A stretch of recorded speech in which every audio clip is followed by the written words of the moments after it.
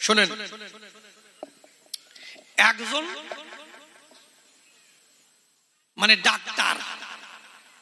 Doctor সাইনবোর্ডে লিখে দিছে এখানে সর্বরোগের চিকিৎসা করা হয়, ভিজিট মাত্র 300 টাকা,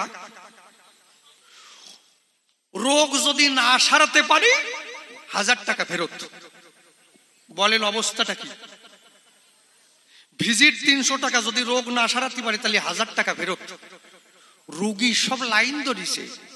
এখন যারা ডাক্তার আছে তারা আর রোগী খুঁজে পায় না। ব্যাপার কি, আমরা কি মাছি তাড়াবো? না খাইয়ে মারা যাবো? বউ বাচ্চা আছে ঘরে।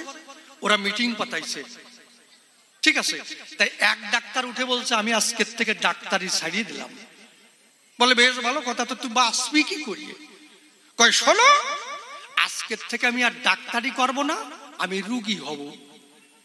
ওই ডাক্তারের কাছে রুগী হয়ে যাব, যে ওষুধ দেবে ডালিয়ে ফেলবো, খাবো না, বলবো যে রোগ সারেনি, 1000 টাকা দাও, চলে যাই। ভালো কথা। ওইবার গেছে ডাক্তারের কাছে, ডাক্তার বাবু, ডাক্তার কিন্তু ঠিক পাইছে, কারণ ডাক্তার আর প্রশাসন বিভাগ কি চোখ দেখলি ঠিক পায়, আর একদল পায় টিটি। আপনি টিকিট না কাটিয়ে উঠবেন, দেখবেন অবস্থা কি, ওই দত্তি আপনারাই ধরবে। সত্যি না? তা ডাক্তার ঠিক পাইছে, শয়তান একটা রুগী আইছে। বলছে বলো কি হয়েছে? বলছে ডাক্তার বাবু কি আমার মুখে কোনো স্বাদ নাই? কোনো স্বাদ নাই? কই কোনো স্বাদ নাই? কই না, ভাত খাই না, ছাই খাই না, গু খাই, তা ঠিক পাইনি। কি ভালো কথা। তোর একটা কম্পাউন্ডার আছে, দেখে বলছে নিবারণ, বলেন স্যার ওই 22 নম্বরের খাপটা নিয়ে আসো তো। 22 নম্বরের খাপ আনিয়ে ওর হা করো হা করো হা করো, 10-12 ফোঁটা যেই ডালিয়ে দিয়েছে। ও বলে সিসি ডাক্তার বাবু, এ কি করলেন? আপনি আমার মুখে পেট্রোল দিলেন কেন? এই তো তোমার সাথ ফিরে আইছে, 300 টাকা দাও, বাড়ি চলে যাও। 300 টাকা দিয়ে বাড়ি চলে গেছে। রাস্তায় ভাবতেছে কাজটা হলো কি, 1000 টাকা ইনকাম করতে এসে শালা 300 টাকা শোলাম। যাক, 7 দিন পরে আবার টাকায় খোঁচা দিছে। যে বলছে ডাক্তার বাবু, ডাক্তার ঠিক পাইছে, শালা তো আইছে। কি হইছে? বলে ডাক্তার বাবু কি আমার স্মৃতি ভ্রম হয়ে গেছে। সকালে বাজারে গিয়েছিলাম, যে টাকা ফেরত নিয়ে এসেছিলাম সে টাকা কোথায় রেখেছি আমি জানি না।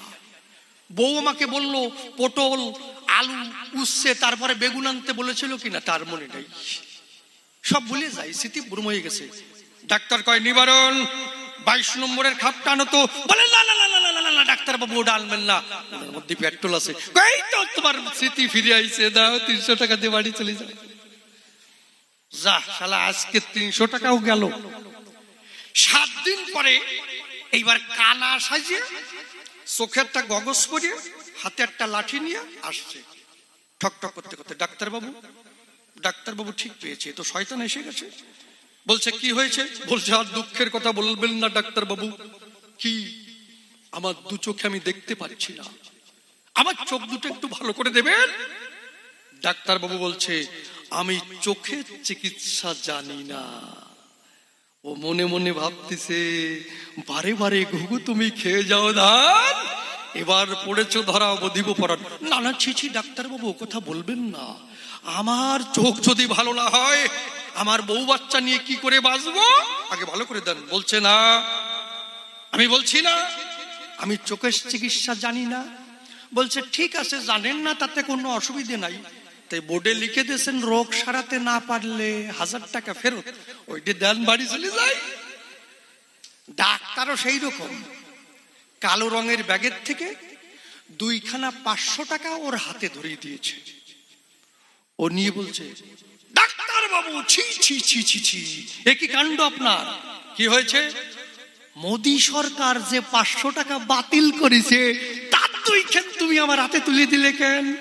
কই তুমি যদি চোখেই না দেখতে পাওয়া তো ওই যে 500 টাকা বাতিল হয়েছে তার কি করে ঠিক পাইলে? দাও ওই 300 টাকাও দাও, আর ওই 1000 টাকা দিয়ে বাড়ি চলে যাও। তাই জন্য মীরা তুমি জেনে রেখো, আমি রাজা, 22 নম্বরের খাপ আছে, এর জায়গা মতো, বুঝতে পারছো?